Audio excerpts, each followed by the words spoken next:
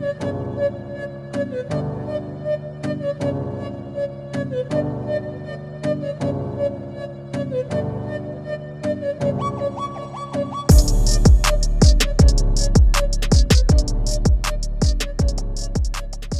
to Uncolored. I'm Kevin Metcalf, and today I'm going to continue the theme that I started last time with regard to this picture here by Rene Magritte, the great surrealist painter of the mid-60s. And the painting, if you're not familiar with it, is a painting of a pipe, and under the caption in French it says, "This is not a pipe."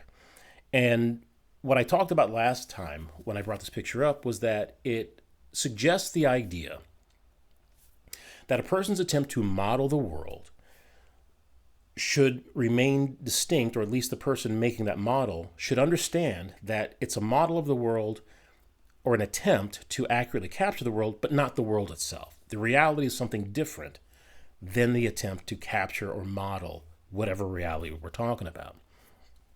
And today, that seems to come across in this thing that you'll hear all the time. At least I hear it constantly, the idea of a narrative. People will go, well, they're continuing this narrative, or they're trying to push this narrative, or this is this narrative here. When you hear that word narrative, generally what people are talking about is some person or some group of people or some ideological way of rendering some specific reality. That's their narrative. And the narrative part is the attempt by the person holding that narrative to tell you that this is how the world is. This is the reality. This is the truth about the reality. Your responsibility, if you want to be an independent thinker, is to take an investigative stance. Meaning, maybe they've captured a nice model of what the reality is, but maybe they haven't. But you're not going to know that by simply believing what you're being told, regardless from who's telling you. And I don't care who it is. Your job as an investigator is to continue to ask questions, to look and make sure everything fits together. And you're even going to have to take a look at the reality on your own to try and see what information you can draw out. Because oftentimes the quote unquote narrative or the model of the pipe, the picture of the pipe that people present to you, often leave out either leave out important data that are part of the reality, or they don't give objective data its due regard. They pretend like it doesn't matter or that it doesn't exist at all. So it's up to you to dig in and investigate those things.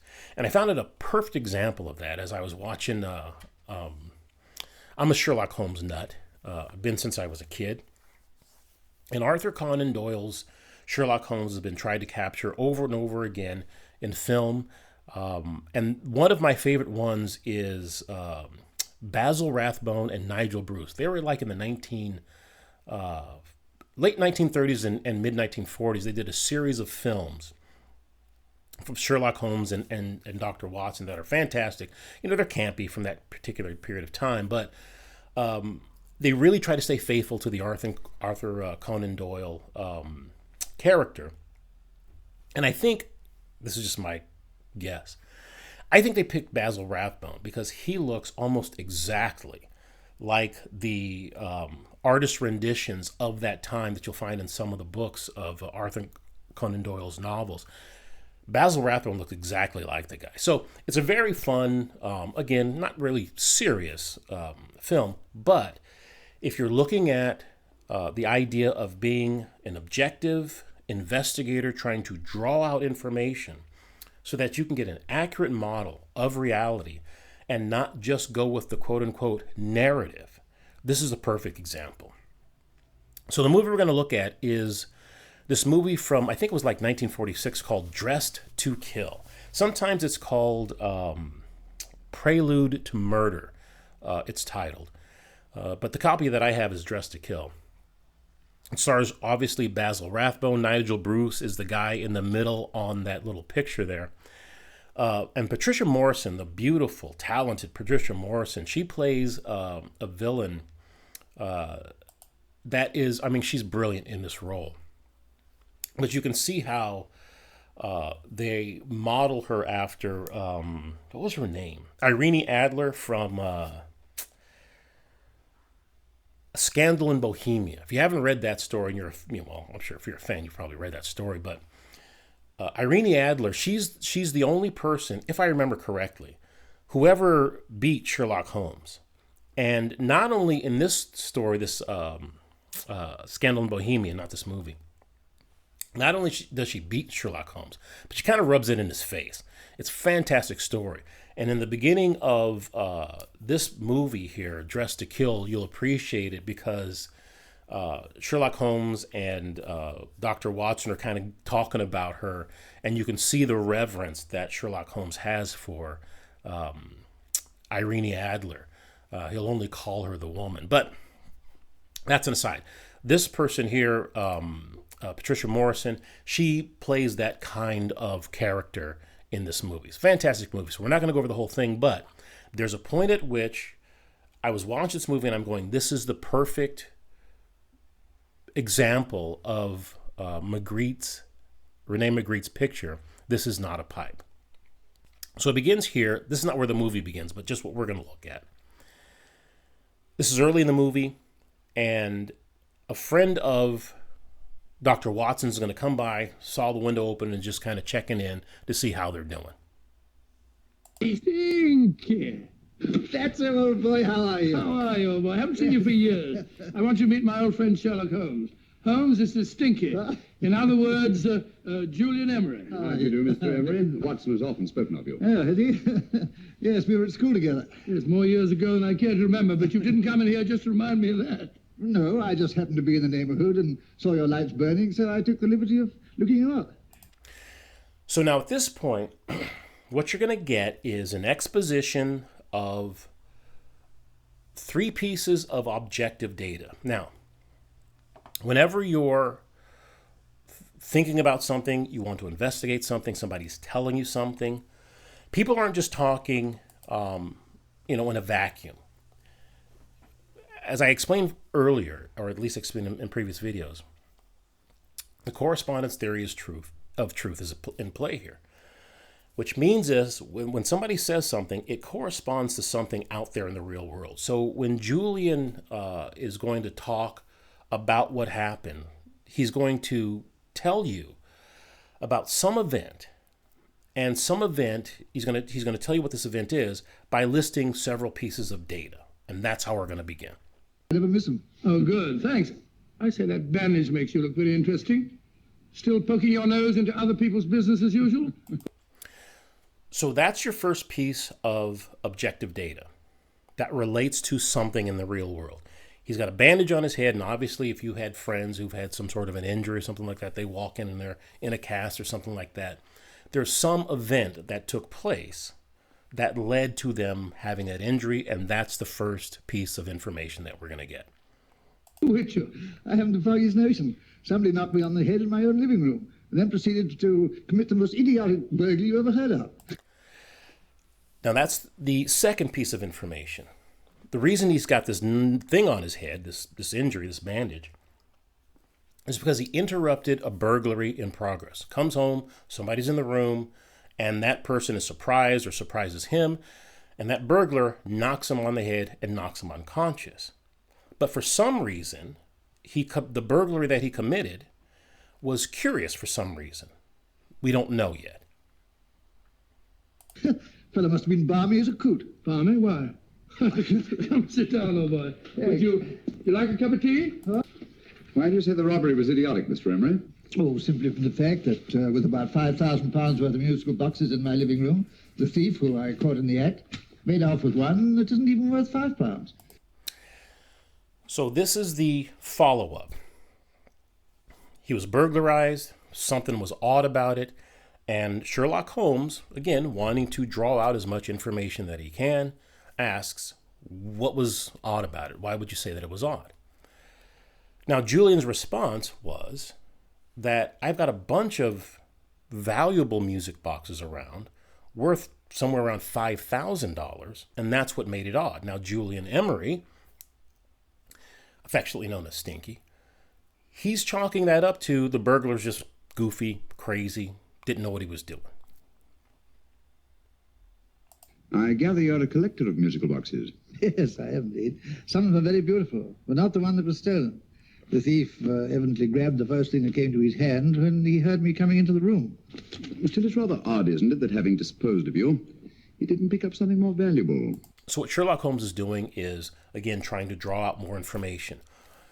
Just as when you're being told a particular narrative, someone's model of the world that they're trying to tell you this is how it is, if you find pieces of information that don't quite make sense, it's your responsibility as an independent thinker to ask questions. You're saying this is the case. Well, if this is the case, then why is this going on? That doesn't make sense. And that's what Sherlock Holmes is doing right here. Was there anything unusual about the stolen box? No, nothing at all. No, I picked it up in the south of France several years ago. So in that point, Sherlock Holmes confirmed, well, listen, maybe the dollar value wasn't the reason. I mean, maybe there was something unusual about the box that made the burglar fix on that one and not some of the more expensive ones. So he says, there's something unusual about it. Again, trying to figure out how to fix this discrepancy, or at least this seemingly discrepancy in the information. You say you have many valuable music boxes, and yet the thief made off with one that isn't worth £5. Sounds like rather an intriguing little problem. Yes, well, I take it that he was just an ordinary petty thief and didn't know the value. So when Sherlock Holmes sort of summarizes his problem with this, that, again, Julian's on the ground unconscious, not a threat, and he has all these other valuable pieces around, and the one that he took, there was nothing really special about it, that poses a bit of a problem.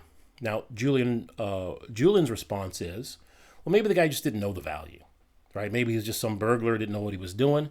And listen to Sherlock Holmes' response. That is a possible explanation, and yet I venture to say that the average petty thief has a more extensive knowledge of the value of objet d'art than the average collector. So that's an interesting way to respond.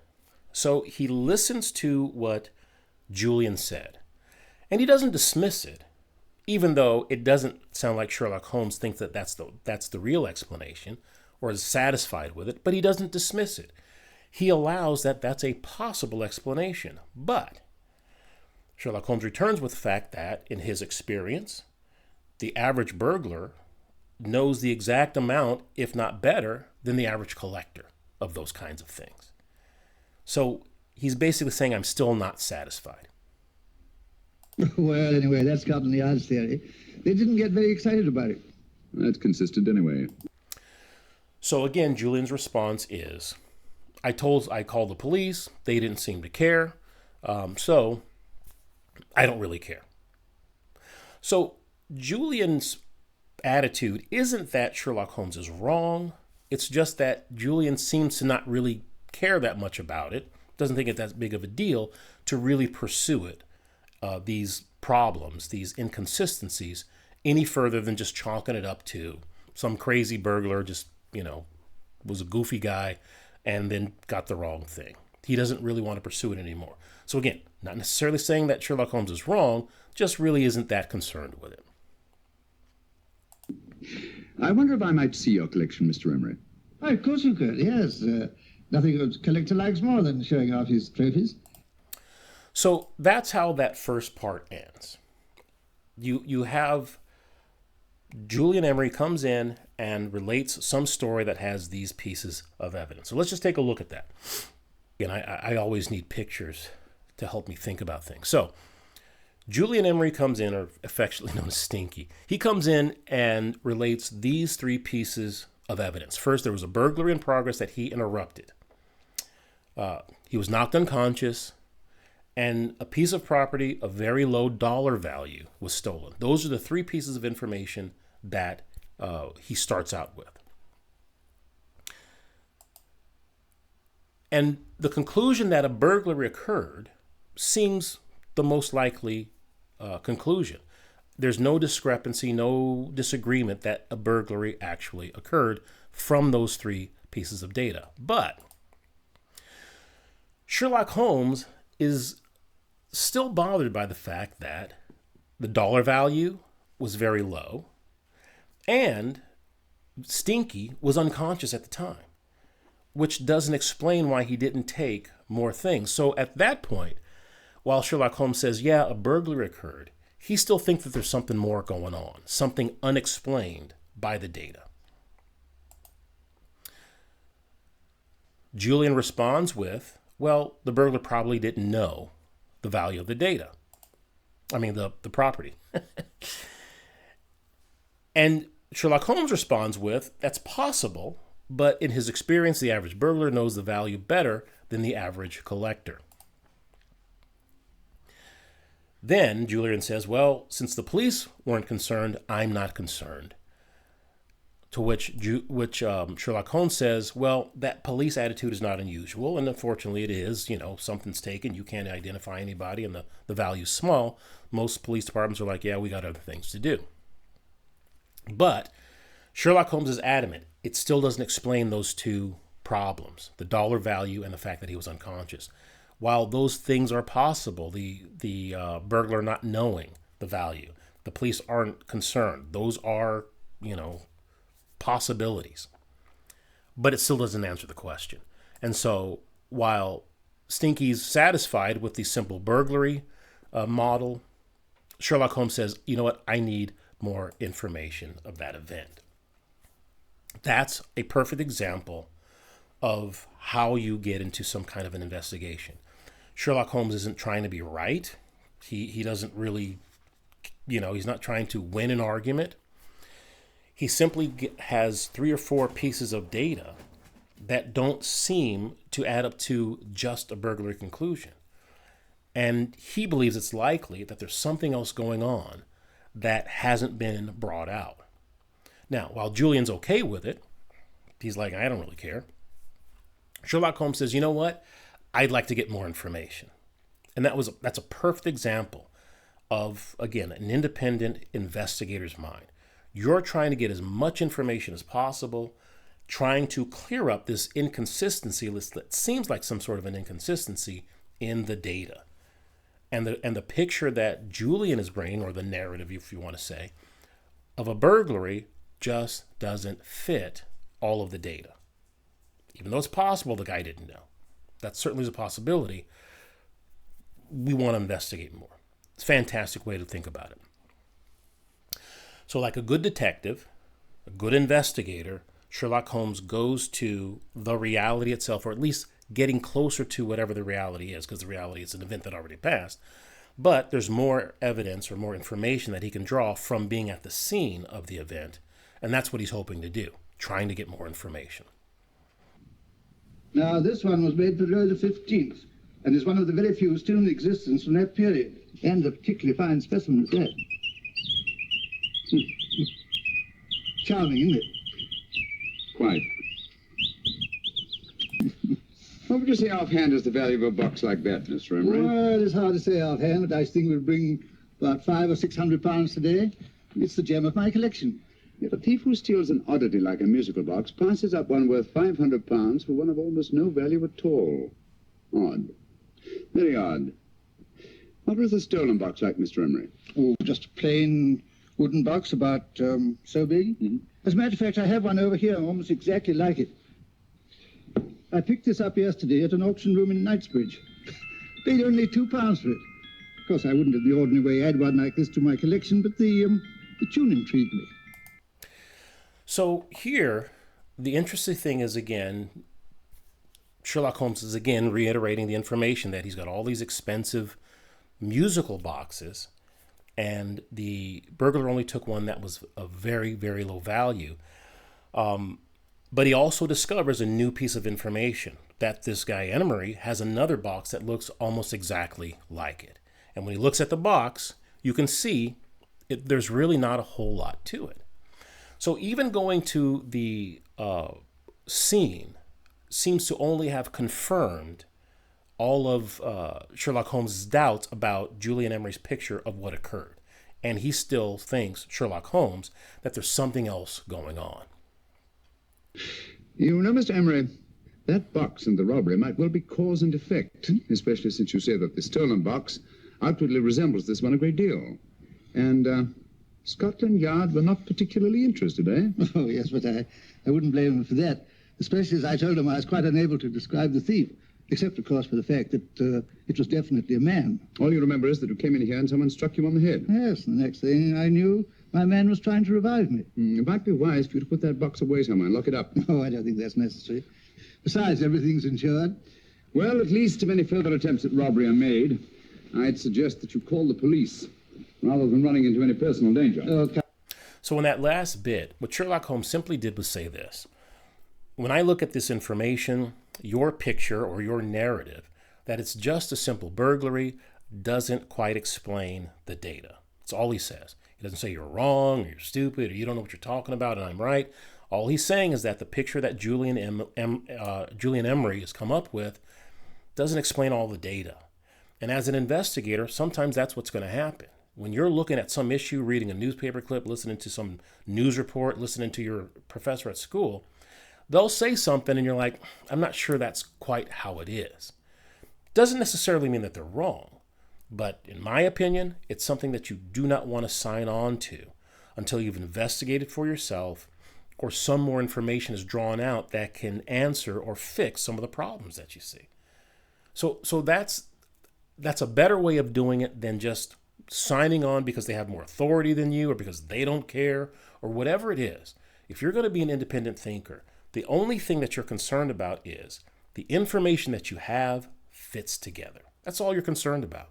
Doesn't matter who has the information, how it comes to you, but you just do not want to sign on to a narrative or to a story or a belief system that has some problems in it, that doesn't quite make sense, unless there's some explanation that could possibly fix those things. That's really what this comes down to.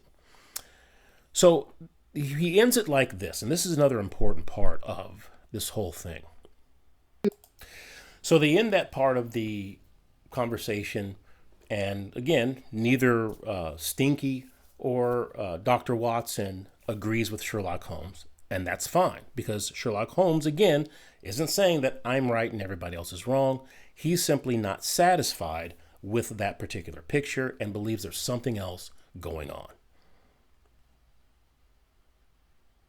But listen to this part here. Holmes, I can't understand why you were so mysterious. Seems to me the petty thief explanation was the only sensible one. Really? I can't see how you can believe it was anything else. I didn't say I believed it to be anything else. That's an important point.